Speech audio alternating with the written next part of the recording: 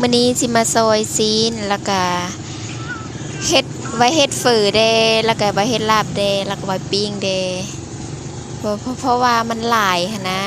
ก็ได้เฮ็ดแพ็คไว้จากซอยแล้วก็ตัวนี้จะเฮ็ดไว้ปิ้งอันนี้จะไว้เฮ็ดฝือแล้วก็ไว้ลาบแล้วก็จะหายใส่ถุงไว้เนาะบัดเวลาเฮาอยากเฮ็ดฝือก็ให้มันได้ประมาณถ้วยนึง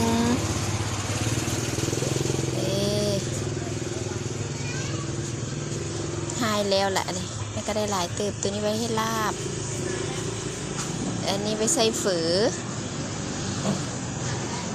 แล้วก็ตัวนี้ก็ไว้ปิ้งน้ำ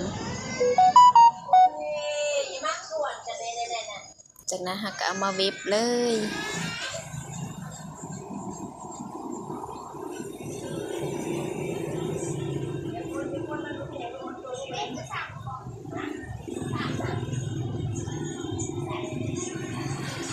จากเวลาผ่านไปเรื่อยๆแล้วเราก็จะมาพลิกมันก็สิมืดๆประมาณนี้แหละเพราะมันค่ำแล้วมันมืดดอกไฟบ่แจ้งปานใดเนาะจากเสร็จเรียบร้อยวันนี้มาพร้อมเสิร์ฟทุกคน